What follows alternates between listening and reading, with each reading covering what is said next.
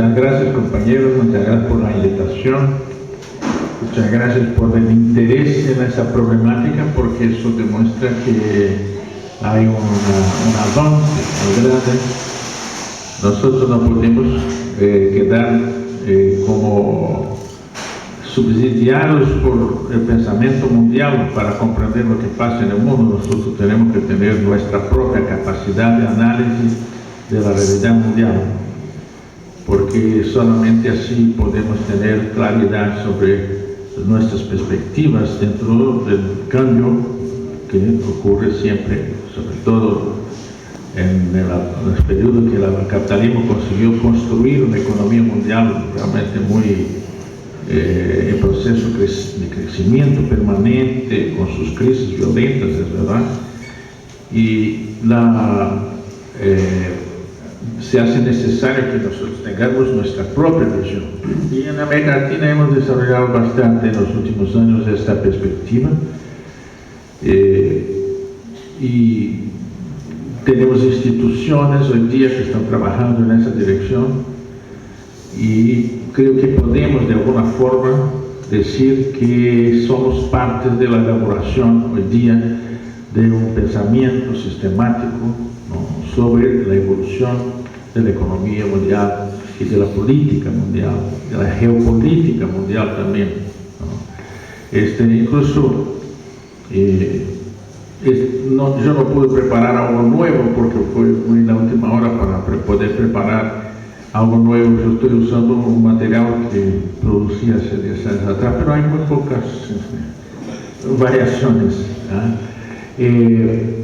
y realmente, fíjate, en esa época para acá, ahora soy profesor visitante de la Universidad del Estado de Río de Janeiro, que está buscando desarrollar un campo de estudio de esta problemática mundial, que muestra este cambio de interés de la región, ¿no?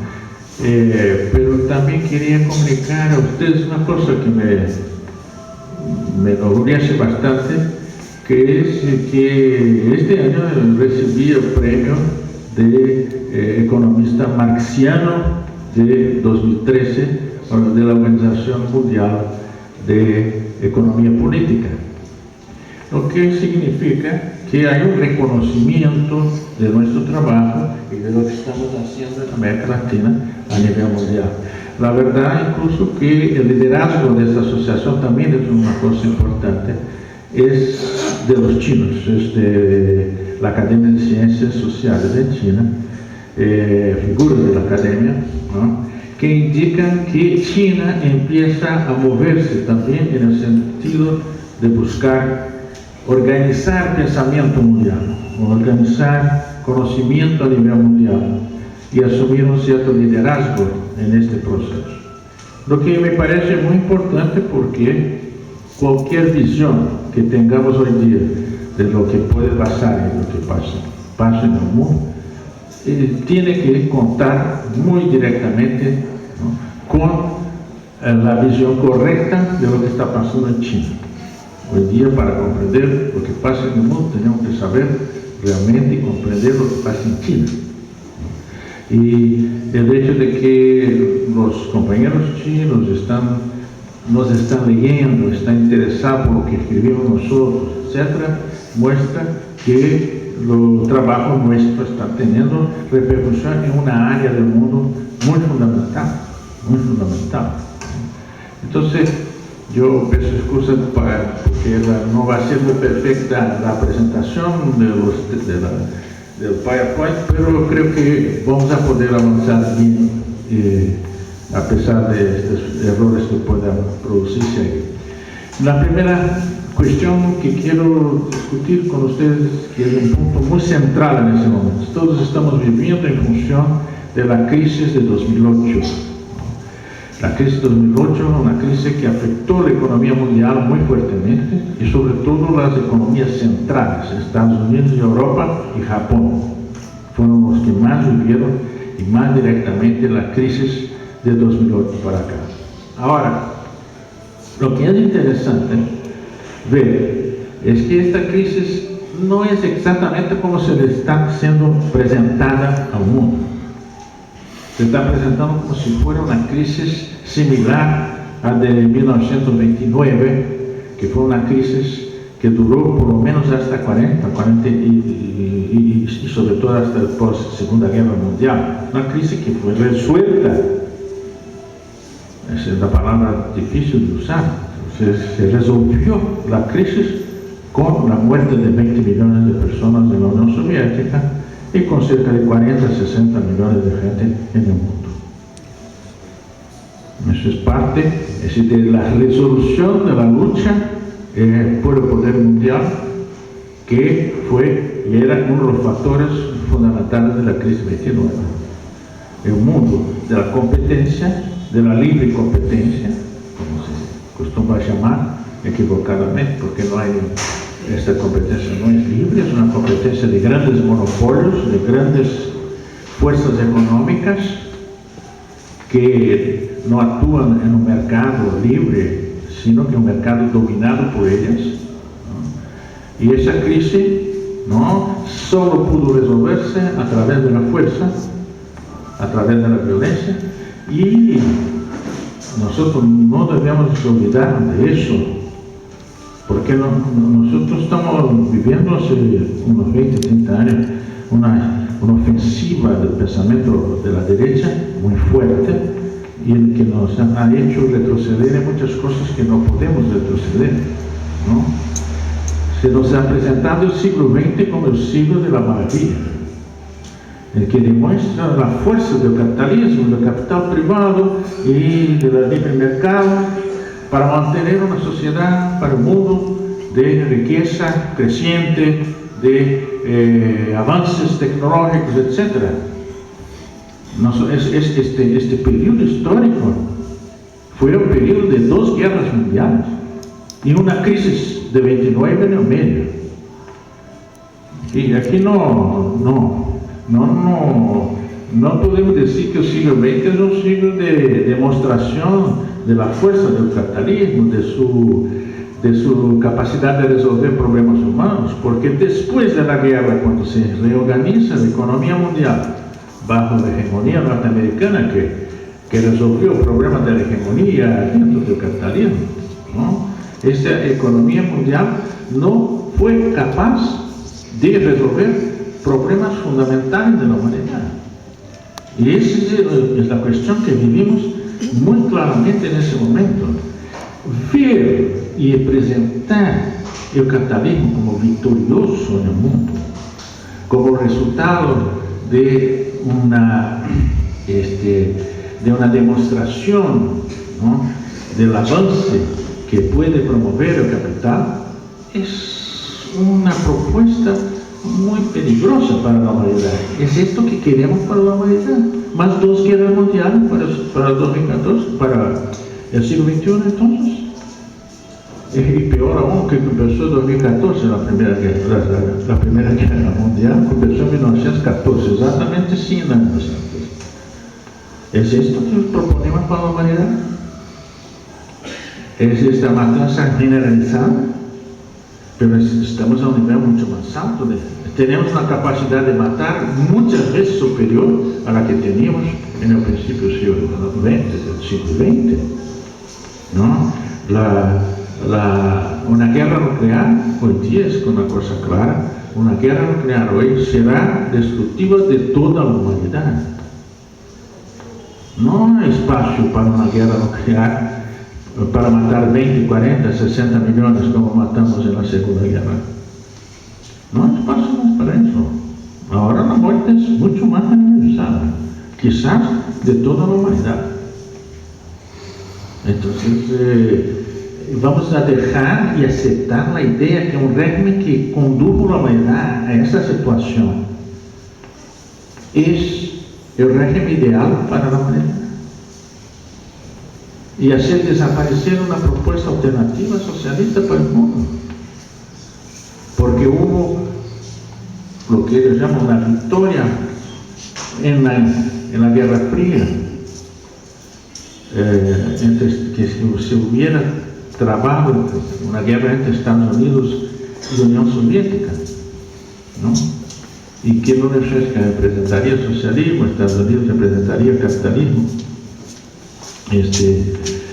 Pero la verdad es que, bueno, no es el caso que discutimos eso aquí más en detalle, pero la verdad, ¿no?, es que no podemos trabajar con visiones falsas como esas, ¿no? Estamos trabajando con una falsedad. La Guerra Fría es un tema que he trabajado muchas veces, etc. Y no he pensado en lanzar eso aquí hoy, pero es necesario, ¿no? La Guerra Fría fue creada, producida, organizada, difundida por los Estados Unidos e Inglaterra. La Unión Soviética no estaba en la posición de querer una guerra, ni fría, ni lo que sea, con Estados Unidos. Stalin sale de la Segunda Guerra como el gran victorioso, es verdad. El gran victorioso porque él derrotó a Hitler. No nos olvidemos. Hitler fue ocupada, Berlín fue ocupada por los soviéticos y Hitler se suicidó bajo la ocupación soviética. Las tropas americanas, francesas llegaron, e inglesas llegaron después de la victoria. Entonces, si el mundo debe algo para su supervivencia, para la supervivencia de la democracia en el mundo, lo debe a la Unión Soviética. Y eso no es una cosa que se pueda decir así nomás. No, es como uno lee por ahí cosas así, esta cosa, pero eso no es importante. ¿Cómo no es importante? Es una cuestión fundamental para la humanidad. Y es evidente, cuando Stalin participa en la guerra, participa incluso contando con los aliados, ¿no? A pesar de que no tuvo el apoyo de los aliados que se esperaba. Él tuvo que derrotar a Hitler, solo él no, el pueblo soviético, los pueblos soviéticos, ¿no? Tuvieron que derrotar el nazismo solos, porque solo se empezó la invasión en Europa ya cuando los soviéticos estaban se aproximando ya de Berlín y ya estaban decidiendo la guerra. Entonces, la alianza le parecía a Stalin que, bueno, debería mantenerse después de la guerra. No, en ningún momento Stalin tuvo la posición de muchos compañeros desde una perspectiva más a la izquierda han condenado muchas de las decisiones que tomó Stalin, evitando la radicalización del proceso político, exactamente porque estaba en una alianza. Cuando se anunció, ¿no?, cuando los Estados Unidos anunciaron el gran proyecto de ayuda económica de la posguerra, ¿quién debería recibir la ayuda económica? ¿Quién sufrió más con la guerra? La Unión Soviética. La expectativa era que Estados Unidos iba a destinar gran parte de los recursos del Plan Marshall para la Unión Soviética. Y Estados Unidos destina básicamente los recursos para Alemania, para Italia y para Japón, los derrotados, los enemigos. Entonces, Estados Unidos e Inglaterra inician la llamada Guerra Fría, ¿no?, y ponen el Stalin en una situación muy difícil que da origen a una serie de errores, digamos, de concepción política, que son naturales bajo una presión como esa en una situación mundial tan desfavorable. No es el lugar aquí discutir cuáles son los errores, si fueron correctos, qué fue, etc. Lo que sí es importante tomar en consideración es que no podemos pensar que la Guerra Fría fue una cosa creada entre la Unión Soviética y los Estados Unidos. No, fue una creación de Estados Unidos. Le interesaba a Estados Unidos como un instrumento de dominar Europa, para subyugar a Europa y ponerla bajo el liderazgo de Estados Unidos. Así como también en el caso de Japón, que Estados Unidos tira la bomba atómica sobre Japón para impedir la entrada de las tropas soviéticas en Japón, porque estaban en plena reconoce y que Japón se rinde a Estados Unidos. Entonces, eso permite a Estados Unidos mantener su hegemonía sobre Asia, mantener y más bien crear, porque tener una hegemonía sobre Japón no lo tenía. Solo lo va a tener después de la guerra, exactamente, con la bomba atómica, ¿no? Entonces, no es verdad que el fin de la Guerra Fría es una victoria del capitalismo, particularmente el capitalismo bajo la hegemonía norteamericana. No es verdad. El fin de la Guerra Fría es una victoria del pensamiento progresista en el mundo. El avance del socialismo no tiene que ser hecho por la vía de una confrontación militar entre naciones.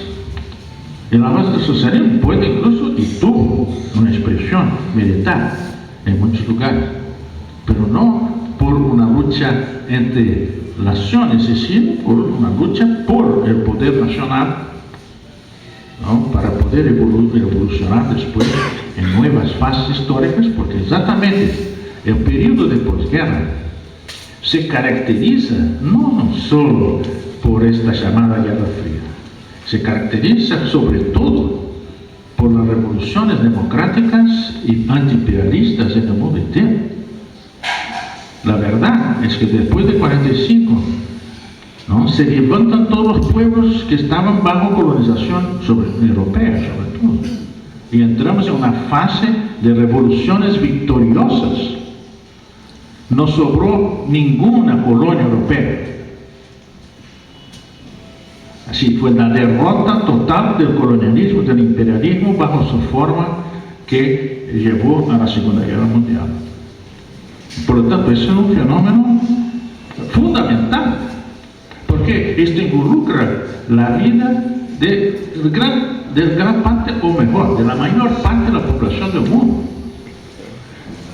Es muy interesante ver cómo se puede tratar con cierta naturalidad el hecho de que China, que estuvo subordinada a una lucha de varios imperialismos intentando conquistarla, que estuvo subordinada al imperialismo japonés desde los años 30 hasta el final de la Segunda Guerra Mundial, y que por lo tanto no pudo tener un Estado nacional, y el pueblo chino no podía dirigirse a sí mismo, ¿no?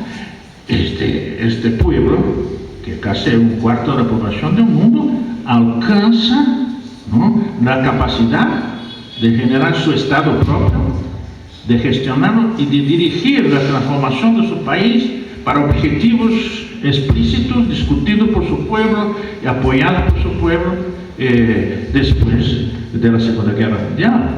Eso no es un fenómeno cualquiera, que tú pongas un cuarto de la población del mundo organizada con un Estado nacional fuerte y bajo una dirección política que mantiene su capacidad de dirección durante todo ese periodo. Con grandes diferencias en muchos momentos, sí, es un proceso de evolución que no es el caso de discutirnos acá. Pero vean bien, sea lo que está pasando en China en este momento, mucha gente piensa que es un corte con su pasado reciente. No. La última encuesta que se ha hecho en China sobre Mao Zedong, donde se pregunta si él fue positivo o negativo para la historia china, 85% de los chinos dicen que fue positivo.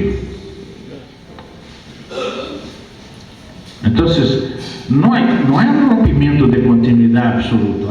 Claro, hay diferencias, evidentes, ¿no? Pero este proceso que viene de posguerra para acá es un proceso de gran dimensión para la historia de la humanidad. Lo mismo podemos decir de India, que a pesar de no haber logrado un Estado nacional tan elaborado como se llegó en China, consiguió unirse con grandes diferencias internas, ¿no?, mantener esa unidad con procesos democráticos electorales, incluso abiertamente durante un largo periodo, y consiguió avanzar y ser hoy día una de las potencias mundiales más importantes. Y así vamos por adelante. Al final, Estados Unidos perdió la guerra en contra de Corea del Norte. Tuvo que aceptar que no podía conquistar Corea del Norte. Después perdió la guerra con Vietnam. Hoy día Corea del Norte es un competidor muy fuerte con Estados Unidos desde el punto de vista tecnológico, y la Corea del Sur es un campo que no es de dominio tan fácil de Estados Unidos. Pero Vietnam, que fue la víctima de una de las más violentas formas de intento de extinción del pueblo entero, hoy está reorganizado, hoy es una potencia económica importante, pero hoy es incluso, en el último PISA, en el último estudio del OECD sobre la educación en el mundo, que desgraciadamente estamos muy mal en él, se habla de teoría de que nosotros busquemos el conocimiento, pero desgraciadamente nosotros estamos en la parte detrás de la educación del mundo, ¿no? Perú está en 65, Brasil está en 58, por ahí. Pero Estados Unidos está en 35, el 35º país, 37, y el Vietnam es el 27º. Hoy, la educación de los vietnamitas es 3 años al frente de la educación de los norteamericanos. El nivel educacional de los vietnamitas.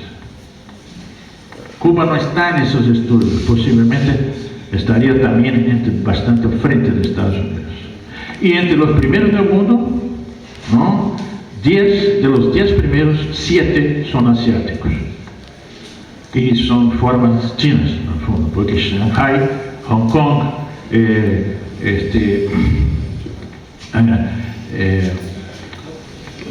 Macao no entra como incluso la República de Taiwán, que debe ser, incluso Taipei entra y Singapur, los 4 primeros son de origen china, ¿no? Y después los otros 3 que son Japón, Corea del Sur, en el caso, ¿no? Y bueno, se me está olvidando aquí otro, pero también asiático, no me acuerdo bien eso.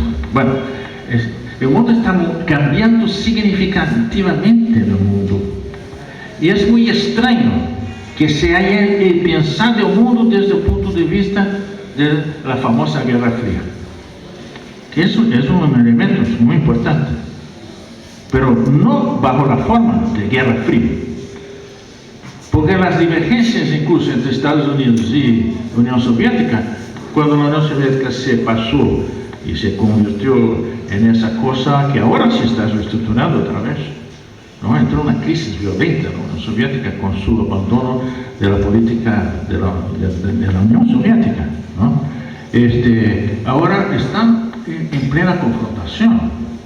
Hay un intento de cercar la Unión Soviética, la Rusia, ¿no? Vuelve una política de confrontación, ¿no? Entonces tenemos que pensar la historia mundial, no desde la perspectiva que nos quiere imponer, ¿no? Una perspectiva que nos quiere imponer. Es verdad que hubo avances y hubo retroceso en el mundo, verdad, pero eso no hace con que nosotros podemos aceptar la idea de estos años de ofensiva de la derecha de que el mundo del socialismo ha sido destruido, que no hay más espacio, eso no existe más, y que el mundo ahora es el mundo de la libre empresa, etcétera, etcétera. Aun porque el mundo que se construyó bajo la hegemonía del pensamiento neoliberal no es un mundo de la libre empresa, es un mundo de los grandes monopolios, de los grandes monopolios. Y eso no tiene nada que ver con nada de libre ni de empresa, ¿no? Entonces, este mundo exige de nosotros nosotros entonces un tipo de enfoque sobre la evolución del mundo que sea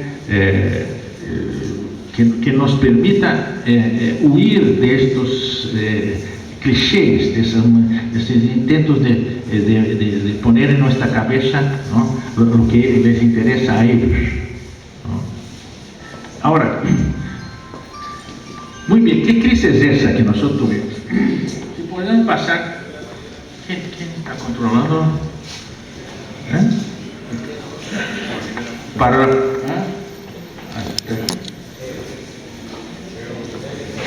Otro...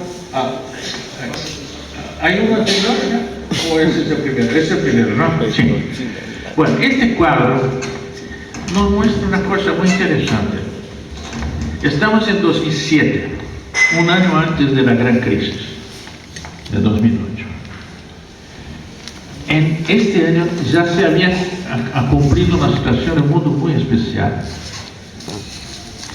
Las empresas más importantes del mundo en 2007, las 10 mayores empresas del mundo, son empresas estatales, empresas de Estado, particularmente del Estado chino. Este es un fenómeno que dentro de este pensamiento neoliberal y de toda esa idea, etc., pero no es el mundo que el capitalismo ahora ha hecho de la gran economía libre bajo el dominio capital. No es tan simple. Estamos bajo el dominio capital, es verdad, pero el dominio capital no fue dominado. El representante de la organización de los intereses del capital no son las empresas capitalistas privadas, son empresas estatales, y en una situación económica muy especial de la situación china, donde estas empresas privadas y esas empresas estatales están bajo la dirección del Partido Comunista Chino. Esas no son empresas estatales cualquiera, no hacen lo que quieren.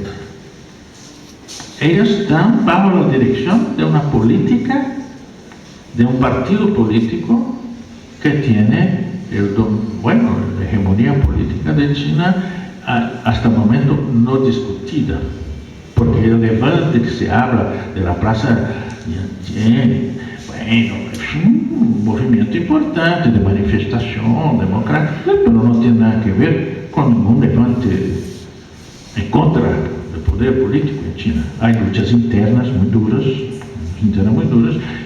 parte de ellas se manifestaron en los debates de la Plaza de Tiananmen, ¿no?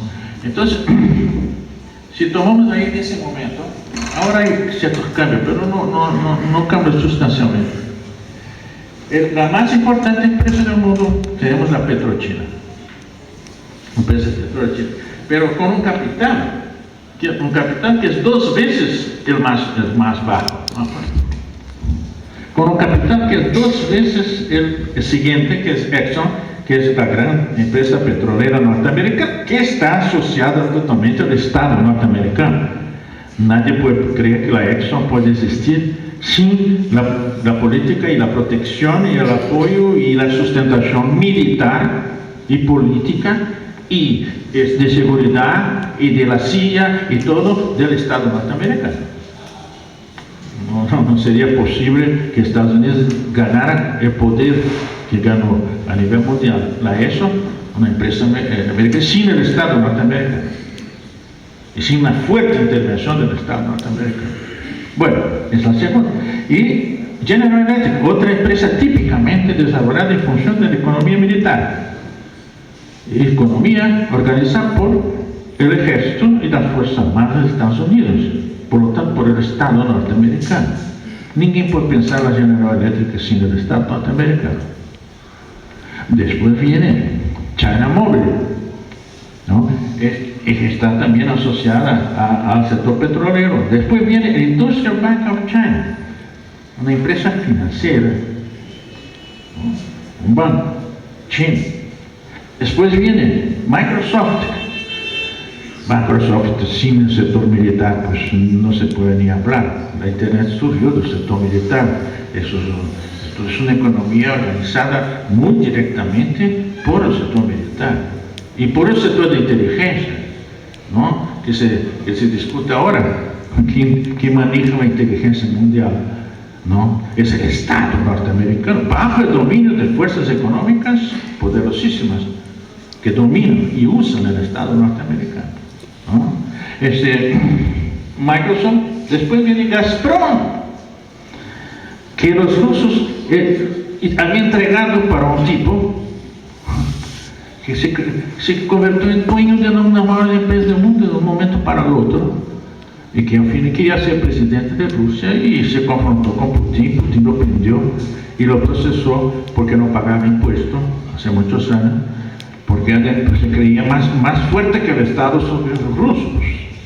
Y desde el Estado ruso ahora, esta es una de las empresas más importantes, esta empresa estatal del mundo, ¿no? La Gazprom.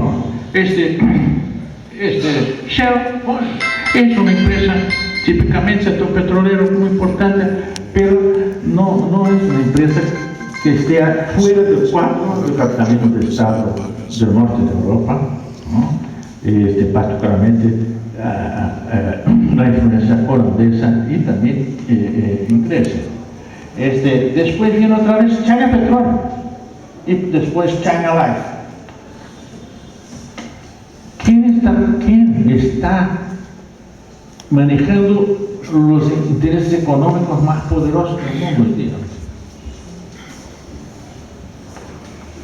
En ese momento China tenía cerca de 75% del Producto Nacional Bruto de 2007. China era como 70 y tantos, 75% del Producto Nacional Bruto de Estados Unidos. Ahora, en 2013, el Producto Nacional Bruto de China pasó el Producto Nacional Bruto de Estados Unidos. Y en 4 o 5 años más, China va a estar con 20% más, lo que produce China será 20% más de lo que produce Estados Unidos.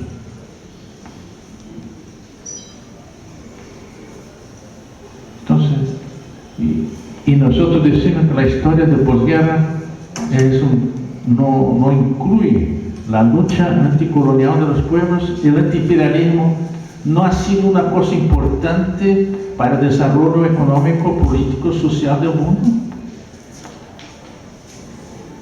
¿Será que podemos pensar el mundo así y vamos a entender el mundo? ¿No?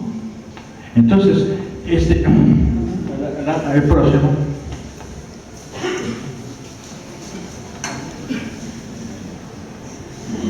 Esta es la situación ya muchos años, 5 a 6 años después, estamos en 2011 ya, con una idea de lo que era la distribución de las empresas estatales entre las empresas de las naciones que están en lo que se llama pueblos emergentes, poblaciones emergentes, economías emergentes, estados emergentes. Entonces, ¿qué vemos? El papel de las empresas controladas por el Estado, empresas nacionales controladas por el Estado, compañías, entre eso está medido en relación a la bolsa, a los valores que se manejan a las acciones, ¿no? En el conjunto de las acciones. Entonces, en China, las empresas estatales representan 80%. Pero esto quiere decir que no hubo una gran expansión del sector privado en China. Hubo. 20% es mucha cosa, porque China había llegado realmente a una estatalización muy grande, que no necesariamente era una estatalización en el sentido que el Estado estaba controlando realmente las economías locales, porque el Estado no tenía fuerza suficiente en China. La revolución cultural se hizo con esa tesis: el Estado no puede resolver tus problemas, tú tienes que basar tus propias fuerzas para resolver tus problemas. Esa es la posición nuestra. Por lo tanto, tenemos una necesidad de una revolución cultural nueva que inaugure una sociedad a partir de ustedes. Esto fue, bueno, eso se perdió mucho, eso creó muchos problemas, la radicalización de eso, bueno, es otra cuestión. Pero sí, digamos, estos 20% hoy son economías modernas, son grandes empresas mundiales, algunas de las mayores del mundo en general, están ahí, en ese 20%. Pero 80% es el Estado. 80%. Y hay que ver incluso que entre estas empresas privadas, es un fenómeno realmente muy impresionante, muchas de ellas tienen capital del Partido Comunista Chino. Esa es una cosa. Yo estaba con el gobernador del Río, que estaba como secretario de Estado del gobierno del Río para la relación internacional, y bueno, organicé salida a China, etc. Entonces tuvimos algunas reuniones con empresas chinas. Y la dirección, jóvenes, ¿no? Muy activos y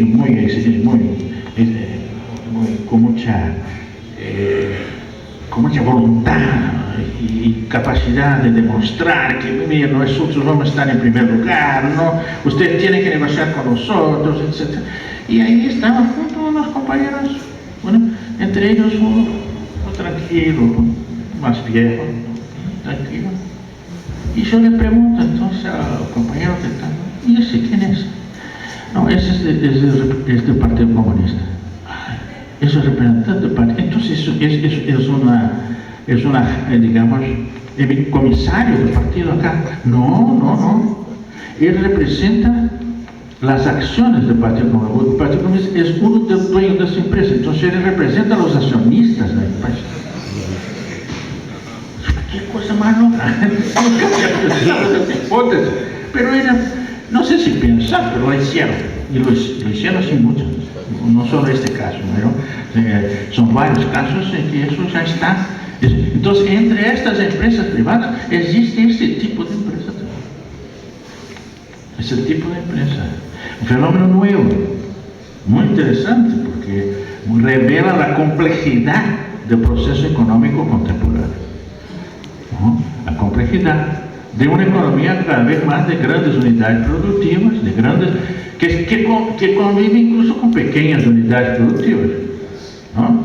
Que existen porque el Estado le proporciona las condiciones para que existan. Porque los pequeños propietarios sin apoyo estatal hoy en el mundo no se puede pensar. Hoy no se puede pensar que puede existir pequeñas empresas que no tengan algún grado de apoyo estatal. Empieza en primer lugar por la exención de impuestos, etc. Y enseguida apoyo tecnológico, apoyo incluso de préstamos, etc. ¿No?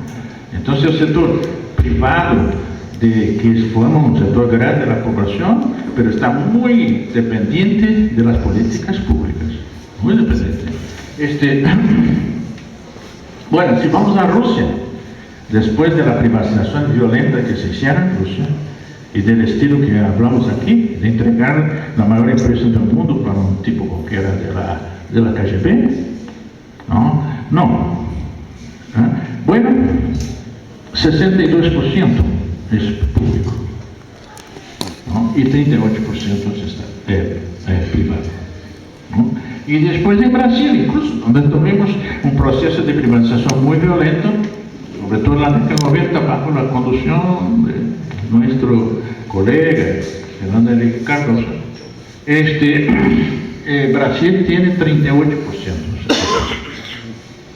que es respetable desde el punto de vista de poder que tiene el Estado para organizar la economía, ¿no?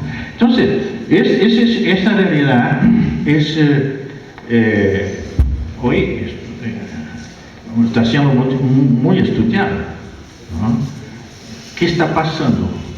Que después de años y años de privatizaciones, años y años de una ideología de que el sector privado es el gran conductor de la economía, etcétera, no se logró, digamos, destruir la importancia, y hasta se ha perdido poder para un avance del sector público, incluso en un sector que no se esperaba, que es el sector internacional.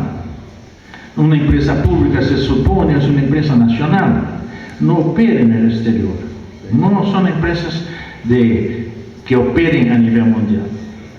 Pero ocurre que hoy no es así.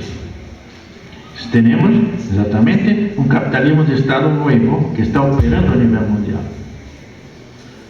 ¿no? Y esto es una realidad nueva, extremadamente compleja, difícil, pero muy significativa, ¿no? Bueno, ahí abajo son también las principales compañías en el mundo, un poco diferente de la situación anterior, ¿no? Pero eso depende de algunas cuestiones desde el punto de vista de medida estadística, ¿no? Bueno, vamos a pasar al siguiente. Bueno, eso también son los sectores en el mundo en que el Estado tiene el control. Entonces, toma, energía. El Estado tiene control a nivel mundial del 67-68% de la energía en el mundo. Bueno, utilities, que son empresas de tipo servicios, que tienen 55%. Telecomunicaciones, servicios, 38%. Financiera, fíjate, estamos en 34%. El sector financiero. No es solo el dinero que el Estado pasa por el sector financiero, son empresas estatales que están en el sector financiero, son empresas financieras, pero son públicas, ¿no? Entonces, bueno, ahí vamos a tener el sector de información y tecnología está en la mano del privado, el consumo discrecionario, también otro sector que está en las manos públicas, perdón, en la mano privada, importante, es el sector de salud, que tiene menos de 10. Uno podría pensar que el sector de salud sería exactamente uno de los sectores donde el Estado tiene mayor inversión. Claro que el Estado tiene una inversión grande en el sector de salud, pero para que sea operada por las empresas privadas. Eso ya nos muestra exactamente qué está pasando, ¿no? Cuando el Estado está interviniendo tanto en la economía, pero no necesariamente para el interés público, sino gran parte de las intervenciones son exactamente para viabilizar las empresas privadas, ¿no? Entonces, pasemos adelante.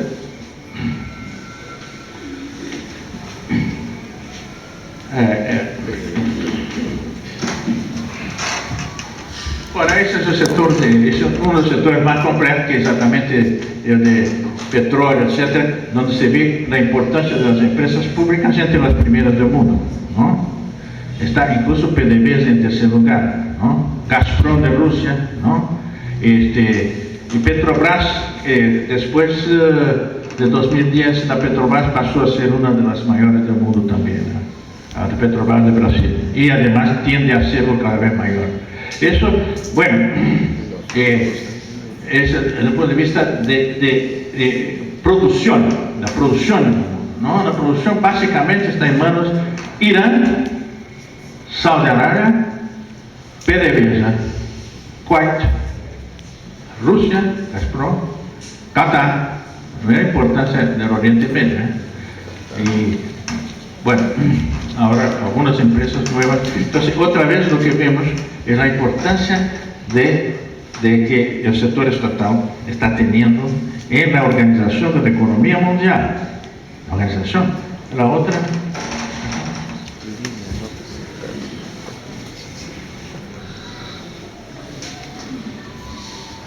Bueno, esto es más interesante, porque es muy nuevo.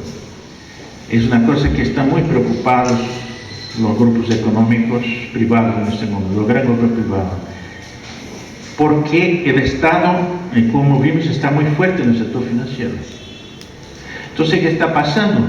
Las empresas públicas están empezando a comprar empresas privadas, sobre todo las empresas chinas, porque como China tiene una disponibilidad de recursos muy grande, está usando una parte de sus reservas para inversiones en compra de empresas en el mundo entero.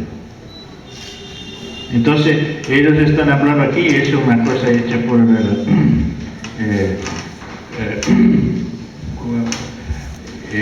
una revista típicamente del sector económico privado, ¿sí? El estado adquisitivo, el estado que adquiere, ¿no? Adquisitivo. Entonces, aquí está la lista que ellos levantaron en ese momento, hasta 2010, ¿no? Y después de eso aumentó mucho más, de empresas que fueron compradas por empresas públicas, ¿no? Eso no era 2002, pues los valores son extremadamente elevados, ¿no? Son ahí por unos 150 mil millones de dólares de inversiones de empresas estatales comprando empresas privadas. Gran parte de eso son empresas chinas comprando empresas europeas y norteamericanas, pero también Singapur también compra, los árabes también, ¿no? Ellos también compran, están comprando. Hay una desnacionalización de una parte de la burguesía, bueno, de los países de Europa y de Estados Unidos. Y eso nos está preocupando mucho porque ellos no tienen mucho como neutralizar eso, ¿no? Pues, próximo. Aquí nosotros podemos tener una idea, los datos están un poquito atrasados, pero esta situación no cambió tanto así. Esos son datos de 12. Si un año más hubo cambios, pero no tan significativos.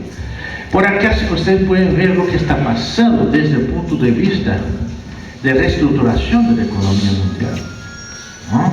¿Qué está pasando? Los países exportadores han creado en 2010 grandes excedentes financieros porque tuvieron superávit comercial, ¿no? Entonces, uno de los mercados más importantes del mundo es el mercado norteamericano, muy importante, pero es un mercado deficitario. Estados Unidos importa mucho más de lo que exporta. Entonces, eso es bueno. Yo escribí un libro sobre esa cuestión, que es del terror a la esperanza, auge y decadencia del neoliberalismo. Mostraba exactamente cómo se organizó la economía americana para ser una economía deudora. ¿Por qué? Porque los que exportaban para Estados Unidos, que tenían excedentes en dólares, y los americanos crearon el sistema, la economía americana, el Banco Central, todos crearon un sistema para que estos dólares quedaran en Estados Unidos. Y sobre todo compraran títulos de deuda del gobierno norteamericano, lo que permitía al gobierno norteamericano endeudarse de manera más o menos indefinida, ellos pensaban, ¿no? Entonces, gran parte de esos recursos quedaron muchas de esas reservas están en Estados Unidos. Son dólares que se obtuvieron con las exportaciones y con esos dólares se compraron títulos de la deuda norteamericana. Ese es el problema. Pero una parte grande aún son dólares, incluso dinero, ¿no? O hecho inversiones en otro país, o están en euro, otras monedas. Bueno, ¿qué es lo que tenemos? En primer lugar en el mundo, las reservas, ¿no? Más importantes del mundo en monedas internacionales, que en el caso es el dólar. En ese momento China tenía 3 billones en español, trillions en inglés, ¿no? Y 180 mil millones, pero hoy día debe estar entre como hace esos 2 años para acá, eso ya está en 3 trillones y 600 y tantos mil millones. Pero además porque no se cuenta Hong Kong. Hong Kong es parte de China, pero tiene una economía separada, etc. Entonces, 284 mil millones de dólares de reservas, ¿no? Lo que se sumaría a las reservas chinas normalmente. Bueno, aquí está. En segundo lugar, Japón, que es una herencia de los años 70 y 80, los grandes recursos de reservas que tiene Japón por un periodo que fue el gran exportador para Estados Unidos con superávits comerciales muy grandes que se convirtieron en general en títulos también de la deuda pública americana. Y ahí viene, la eurozona tiene 212 billones en dólares. Los otros que tienen estos recursos que no existen más, 898 millones de dólares, estos recursos no existen más porque las operaciones que se han hecho en Europa, ¿no?, para salvar el sector financiero europeo, ¿no?, han convertido a estas reservas, no existen más. En este momento todos tienen deuda, excepto Alemania, que también tiene. Europa es un país, un conjunto de países deudores, ¿no? Pero los Estados Unidos no existe. Estados Unidos no tiene reserva. Estados Unidos tiene deudas. La deuda americana en ese momento es igual al Producto Bruto de Estados Unidos. Es decir, la deuda norteamericana en ese momento es de 10 trillones. No, 10, en ese momento está, no, ya llegó a 12, 13 trillones, o billones en español, de dólares. Mientras estos países todos tienen reservas, sin dinero sobrando, Estados Unidos tiene deuda. Y ese es uno de los problemas más graves del cambio de condiciones de relación de fuerza del mundo. Porque si tú debes mucho, si eres muy poderoso, eres. Porque estás amenazando a todos los otros que son los dueños de tu deuda, ¿no?, todos los acreedores, ¿no?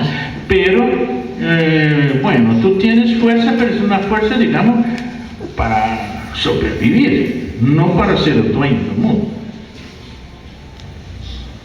¿no? Entonces, ese es el problema, ¿no? Entonces, esa es la situación. Si nosotros vamos bajando, Brasil continúa más o menos por ahí, 363 mil millones de dólares, ¿no? Corea del Sur tiene 309 millones de dólares.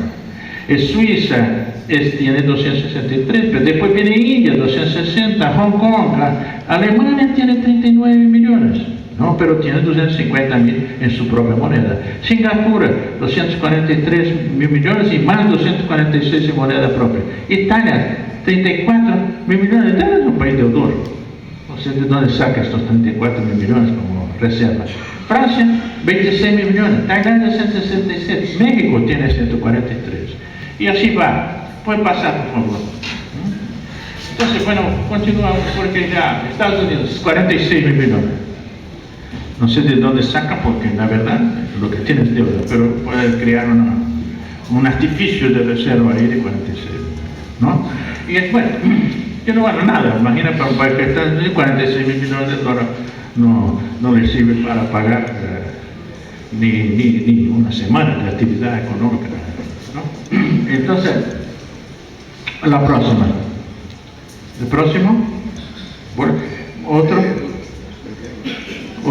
porque ya no. Aquí vemos el problema de Estados Unidos, ¿no?, que es el débito americano, la deuda norteamericana. Esta curva es la deuda americana. Era relativamente baja, ¿no?, 50 mil. Este es un cálculo en una moneda estabilizada, digamos, referida, ¿no?, debe ser a 50, ¿no?, 50. Entonces, lo que vemos era cerca de 50. Con la guerra, Estados Unidos aumentó enormemente su deuda, porque el Estado pasó a invertir, aunque no tuviera dinero, invertía, ¿no?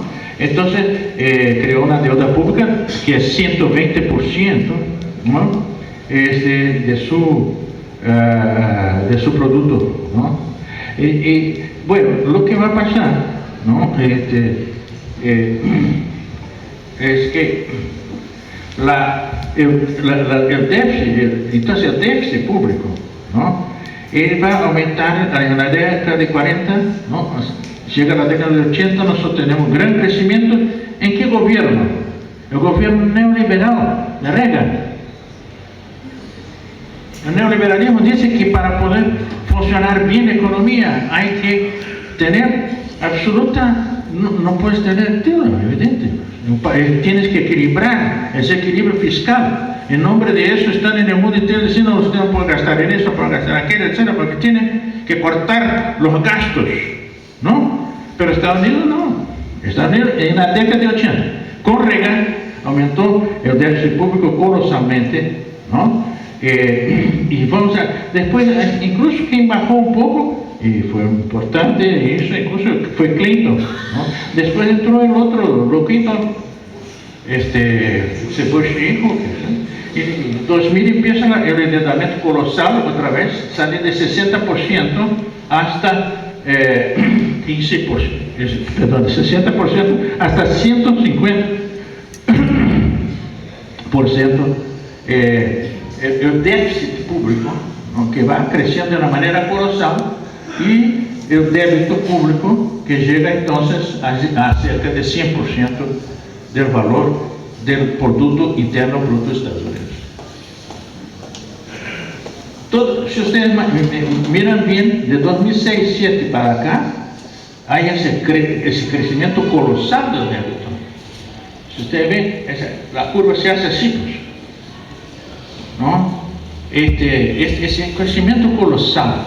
Estados Unidos gastó más de 7.000 millones de dólares en transferencia de recursos del Estado norteamericano para los bancos norteamericanos no quebrados. No sé si ustedes imaginan lo que es 7.000 millones de dólares. Esto es 7 billones, no 7.000 millones, 7 billones de dólares, 7 trillones.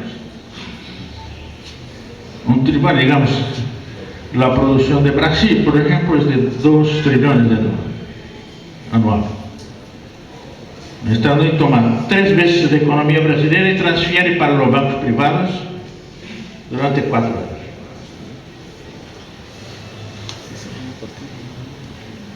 Vean ustedes, esto es hecho en nombre de equilibrio fiscal.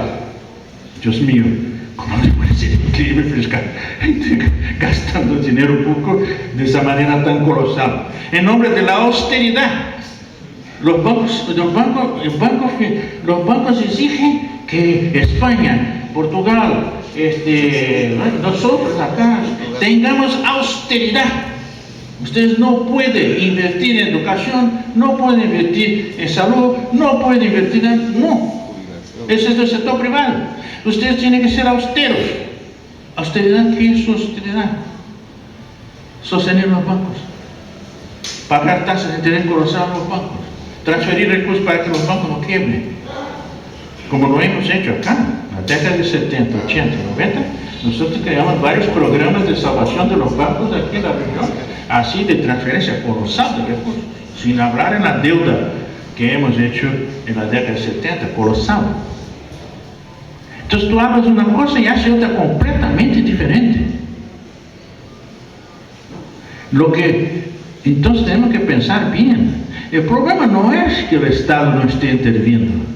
El problema es que el Estado está interviniendo básicamente para transferir recursos por una pequeña minoría, que es el sector financiero especulador, que yo no sé bien si se puede llamar de especulador, un tipo que pone dinero prestado al Estado y el Estado le paga un interés altísimo y él no, ¿qué riesgo corre?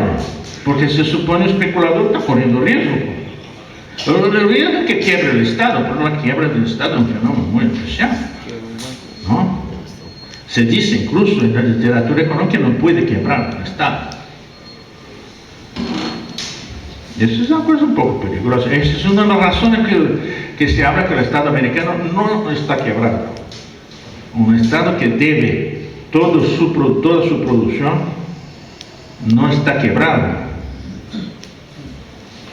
Bueno, es una manera de pensar, ¿no? Pero proceso, ¿no?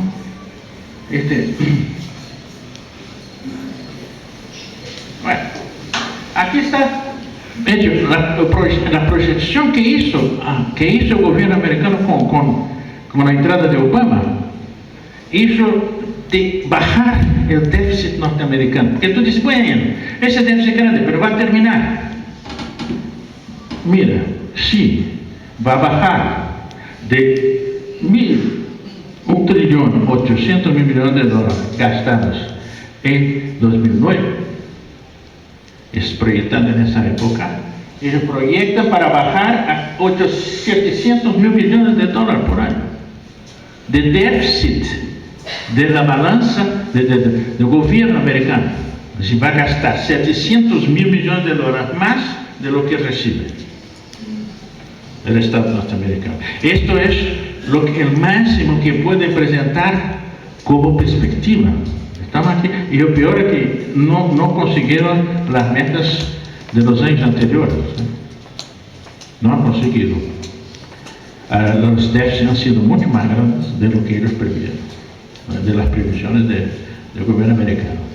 Así que podemos esperar que ahí por 2019 estarán con un déficit fiscal, ¿no?, de 800.000 millones de dólares. Entonces, no van a pagar sus cuentas. Están diciendo esto: miren, no vamos a pagar nuestras cuentas. ¿No? Entonces, como muchos títulos son de largo plazo, muchos de ellos van a terminar en esa época y no van a tener dinero para pagar a la gente. Tú tienes un título americano, él vence en 2019, y el gobierno norteamericano te va a decir: mira, compra otro, te paso otro, porque no tengo plata. No tengo plata. Estos, y hay muchos compañeros nuestros, ¿no?, que dicen: no, bueno, no es tan grave, porque eso claro, bueno, no es tan grave. No sé para quien está hablando del asunto, pero un tipo que tiene su plata y que esperaba recibir dinero en esa época para otro tipo de inversión. Y hay otra cosa muy seria: Estados Unidos en la actualidad no paga interés. El interés de los títulos de deuda pública americana es cero. Ahora se habla de que va a aumentar, ¿no? Entonces, ¿por qué investimos en títulos de deuda pública americana? Es una buena pregunta a nuestros presidentes del Banco Central. ¿Por qué ustedes ponen nuestro dinero en títulos de la deuda pública americana? Bueno, pasemos.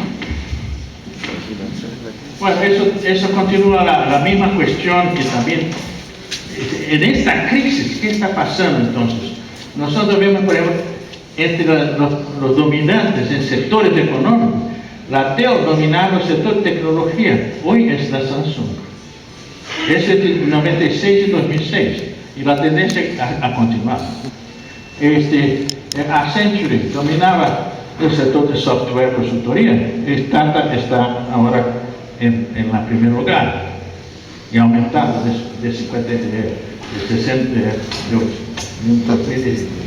2009, ¿no?, 2006 para atrás, ¿no? También en el sector de acero, ¿no?, entre la POSCO, en el sector de minería, la brasileña, la Vale de Río Doce, ¿no?, que es la mayor empresa, ¿no?, mayor exportador del mundo. En el cemento, la Cemex mexicana. En cerveza, ahí está la sudafricana, etc. Eso produce ese tipo de situaciones. De repente hay una diferencia en el contexto económico mundial en que las empresas, ¿no?, que vienen de estos países, y muchas de ellas públicas, se van convirtiendo en las mayores empresas del mundo. Puede pasar. Aquí está, por ejemplo, un caso en que se puede ver eso. Bueno, ¿por qué? ¿No? ¿Por qué este cambio? Hay una base material para él. Si ustedes toman, por ejemplo, ¿no?, aquí estamos entre 2000, 2020, 2030, 35, en términos de demanda de energía en el mundo. Entonces, que China, que estaba bastante abajo de Europa y de Estados Unidos, alcanzó Europa y Estados Unidos en 2009, ¿no?, y ya en 2015 estará, como vimos, ya bastante más arriba, y en 2020 ya va a ser, es la demanda que crece, porque si ustedes ven, no crece la de Estados Unidos, no crece la de Europa. La demanda que crece en el mundo de energía es básicamente la China.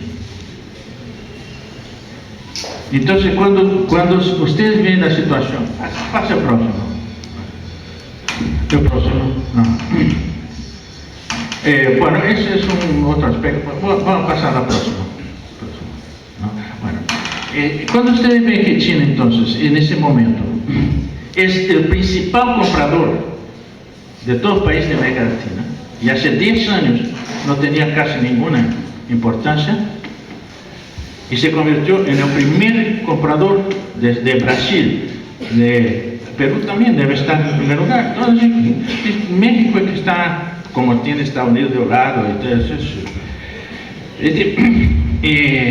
Pero en todas partes, ¿no? China se convirtió en el principal comprador. ¿Por qué? Porque tiene una demanda creciente en función de la dinámica económica que pudo desarrollar en China y que continúa desarrollando en China, ¿no? De un crecimiento económico extraordinario que insiste en esa demanda. Tenemos que conocerla más en detalle, etc. No tenemos aquí tiempo para una charla ver eso más en detalle.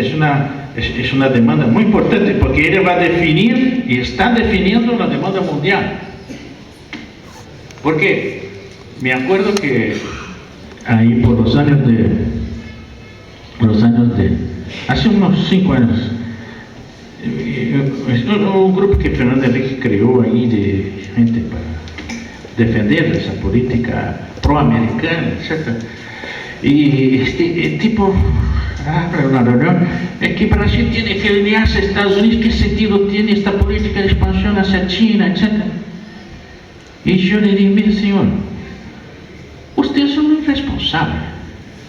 ¿Cómo usted quiere que un país como Brasil quiera vender para Estados Unidos si Estados Unidos no quiere comprar? Estados Unidos no demanda más, no puede comprar más porque no demanda más.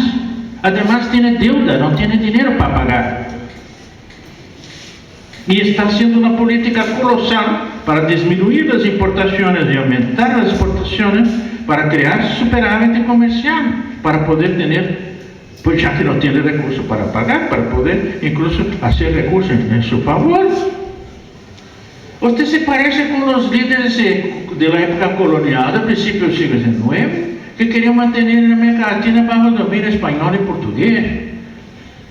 Economías decadentes, que no tenían nada que ofrecer más, incluso ni para la clase dominante de nuestro país, es más. Entonces, usted quiere que nosotros, el pueblo brasileño, haga una política para sostener esa decadencia. ¿Es eso que usted está proponiendo?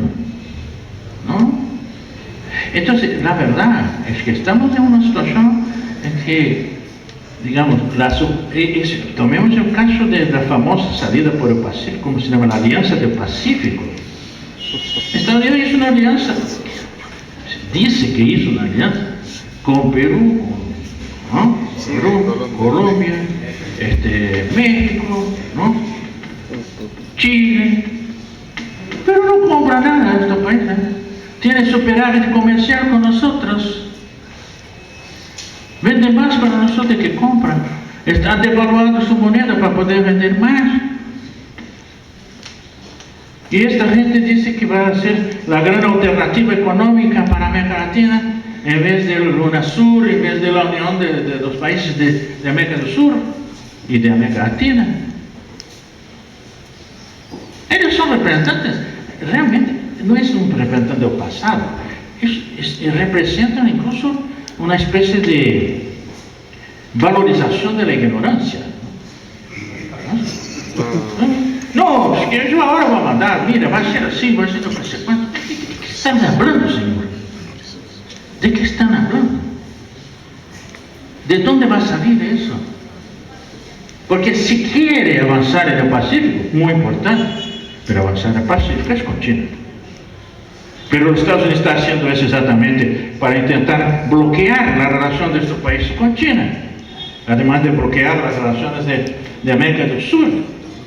Hay que ser una burguesía muy colonizada, muy sometida, no sé por dónde puede ganar el apoyo de esa gente, para que opten por una política de ese tipo. Además, una cosa es clara, la alianza no es entre los países, la alianza es de cada país con Estados Unidos. México hizo una alianza con Estados Unidos y Canadá, una alianza de América del Norte. He ampliado mucho sus exportaciones para Estados Unidos. Ni se habla de Canadá. México y Estados Unidos. Canadá y Estados Unidos. Ese es el tratado del Atlántico Norte, o de América del Norte. Ese es el tratado de libre comercio. Entonces, lo que podemos realmente, tal vez, sacar una conclusión, ¿no?, que no puede ser definitivo, porque hay varios otros aspectos que no pudimos entrar acá, ¿no? La economía mundial está pasando por cambios muy sustanciales. Hay nuevas dinámicas económicas en el mundo. Por si nada, la dinámica económica de China no tiene que ver con la idea de que China está viviendo de trabajo esclavo, como una moneda barata. Eso no existe. Este problema en China, no de toda China, existe el problema, pero es una cuestión secundaria en la economía china, y se espera, y si hay un movimiento de incluso organización política de China para cuestionar los sueldos bajos y todas esas situaciones que realmente son graves para la economía china, ¿no?, y para los trabajadores chinos, etc. Pero lo que sí tenemos que ver es que la capacidad que China está entrando en el mundo con esta fuerza tan grande, exactamente porque está desarrollando una política de inversión en alta tecnología. Y eso da a los productos chinos la condición de tener precios muy inferiores al precio del mercado mundial. ¿Por qué? Porque la alta tecnología de altísima productividad, que está basada en la robotización, ha disminuido dramáticamente el costo de los productos. Dramáticamente. La tendencia del padrón tecnológico actual, que está siendo conducido básicamente por la robotización, es llegar a una tendencia a costo cero. La producción industrial tiende a costo cero. ¿Sabe por qué? Esta es una empresa de textil china. Ahí se puede producir para casi todo el mercado mundial, ¿no? Los trabajadores esclavos están ocultos atrás de la máquina, seguramente, porque no sé dónde están. Otra vez esa señora que está andando ahí es una esclava, no sé. Si ustedes creen en esas cosas, no vamos a ninguna parte. La fuerza económica de la economía china en ese momento es que ella incorporó el sector más avanzado de la tecnología, ¿no? Y ha invertido máximamente, fuertemente en eso, ¿no? Pero hasta ahí muy bien. Pero los chinos, como están ganando una cierta hegemonía en la economía mundial, están invirtiendo ahora en nuevos padrones tecnológicos, para una nueva oleada que va a venir en 2020 hacia adelante. Y la inversión es colosal. La conversión debe ser colosal. Usted dice, bueno, pero ¿dónde va la mano de obra si la gente no está en la producción más? Un pequeño ejemplo. China hoy día produce 10 veces más ingenieros que Estados Unidos. Profesión, trabajo.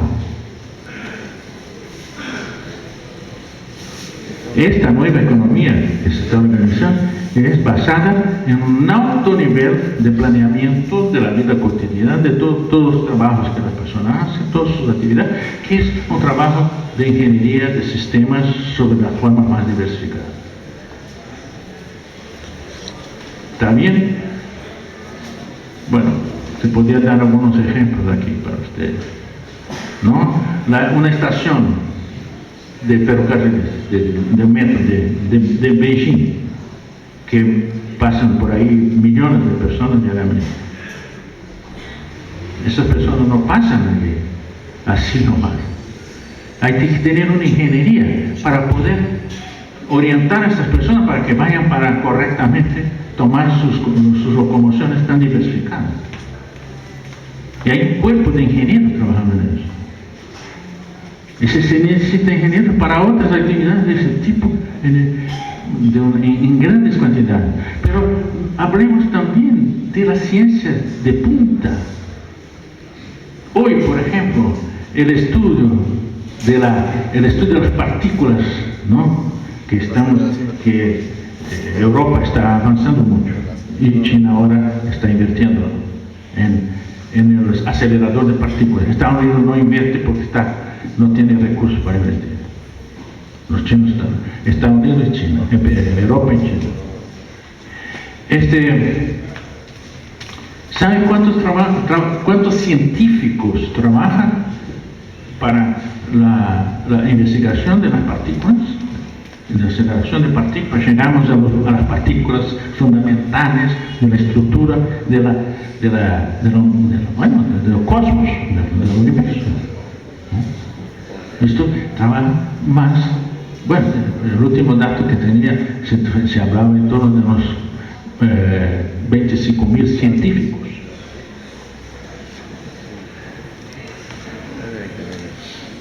Ciencia es empleo. Educación es empleo. Empleo masivo. Con un profesor para 30 y pocos alumnos, etc., ¿no? Si no, no avanza realmente. Cuba con sus pequeños recursos tiene educación, su media es de un profesor para 34, 36 alumnos, mientras Estados Unidos tiene 40 alumnos por profesor, ¿no? Entonces, no se puede pensar que la única forma de empleo es el empleo directo productivo, no. La sociedad tiene, además falta aquí otro cuadro muy importante, que es la disminución de la jornada de trabajo. La disminución de la jornada. ¿Por qué la gente tiene que trabajar 8 horas por día, 10 horas por día? Sin hablar de la tránsito colosal que tiene que, desde más 1 o 2 horas por día, 3 horas hasta 4 horas por día de transporte. Y tiene su vida toda en función de ir al trabajo y salir. En un mundo en que la productividad de la humanidad ha aumentado de manera colosal en los últimos años. Es muy claro que jornadas de más de 20 horas de trabajo no se justifican más en el mundo actual. Nadie tiene por qué trabajar más de 20 horas por día. Con el nivel tecnológico que tiene el mundo hoy día. ¿No? Estarán atendidas todas las necesidades básicas de la población. Esto es lo que Marx llamó la contradicción entre las fuerzas productivas, el desarrollo productivo y la razón de producción. La razón de producción capitalista, la idea de que el asalariado tiene que estar sometido al patronato, de que la propiedad de los medios de producción es un elemento clave para el privado, impide que la humanidad goce de los resultados del avance de la tecnología y de la ciencia que la humanidad ya hay. Es por lo tanto un sistema económico totalmente atrasado. Esta gente habla como si ellos fueran grandes administradores, etc. Harvard, no sé cuánto. Harvard tiene que ir a aprender con los chinos ahora, porque ellos son los que saben. Ellos están quebrando sus empresas. No se dejen llevar por estas cosas. No, que Harvard. Bueno, Formaste en Harvard, sí, ¿y tu empresa que tú diriges? Buena, el Estado nos consiguió una plata bastante grande, estamos salvos. Porque ellos no son. Ellos quebraron sus empresas, todos. No hay un banco serio en el mundo hoy día. Todos estarían quebrados sin la ayuda que el Estado les da. Son unos incompetentes, incapaces, y tienen una estructura de enseñanza para formar los incapaces. Nosotros tenemos que crear una estructura de enseñanza para formar gente capaz de dirigir una sociedad nueva. Una sociedad nueva, no una sociedad de la pobreza, por el contrario, una sociedad de gran capacidad de consumo de la humanidad. No, eso es mucho que viene mucho con esa historia de que nosotros producimos. Está bien, claro que existe problemas graves en el tema de un consumo absoluto equivocado en dirección a un consumo absurdo. No, es un consumo de cosas necesarias, es claro. No hacer la obsolescencia de los productos rápidamente para vender más. Todo eso son estructuras de unas relaciones sociales superadas. La humanidad tiene que organizarse para producir lo que es necesario para la humanidad. Y eso significa, por ejemplo, atender la necesidad de alimentación de la humanidad, atender las necesidades básicas de ropa, de habitación, de necesidades básicas que el sistema no logra atender, porque no le interesa. No es porque no puede, porque no quiere, no le interesa. Y tiene que crear un sistema de formación de dirigentes de empresa que no se interesen por la solución de los problemas de la gente. Entonces tiene que crear una ideología en la cabeza de ese tipo para que niegue el uso de su inteligencia, su capacidad, etc., para ayudar al desarrollo de la humanidad. En función de la ganancia mayor de sus empresas. Este mundo está en un momento de gran fracaso. Ellos van a venir con un gran proyecto para enfrentar esa situación. Y usted pone atención porque esta palabra va a ser usada mucho. Se llama neoprogresismo. El neoprogresismo. Porque la clase dominante está preparando una nueva ofensiva en que ella se va a presentar como la dirigente y la que transmite y piensa y organiza la solución de los problemas básicos que está viviendo la humanidad en este momento, sobre todo el problema de la pobreza, pero no a través de solución efectiva, sino a través de políticas de renta, de que la gente viva con $50 por mes, etcétera, etcétera. En torno de ese tipo de solución es que se está organizando una gran propuesta mundial de un movimiento que se va a presentar como una gran expresión del progreso humano. Bueno, no vamos a impedir que se haga eso, pero vamos a buscar dar soluciones realmente efectivas, ¿no? Porque tenemos los medios para hacerlo. Si se reorienta masivamente las políticas económicas, podemos entonces reorientar todo el sistema productivo para atender las necesidades de la humanidad sin ningún cuestionamiento técnico de que esto es viable.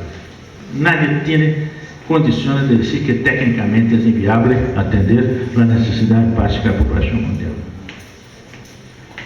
El fenómeno de la pobreza absoluta, por ejemplo, no tiene sentido. El problema de los sectores enormes de la población con hambre no tiene sentido. Esto es un asesinato, no es un resultado de las condiciones de vida de la persona.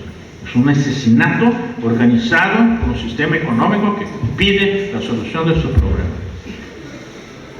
Y creo que nosotros tenemos la tarea de tener mucha coraje de estar al frente de una resistencia que está ganando fuerza, ¿no? Otra vez, porque se está reconociendo el fracaso efectivo de las propuestas capitalistas para el mundo actual y para nuestro futuro.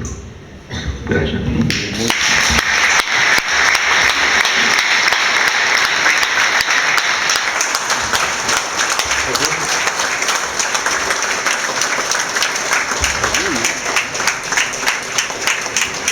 Estimados compañeros, conforme habíamos precisado en la parte inicial,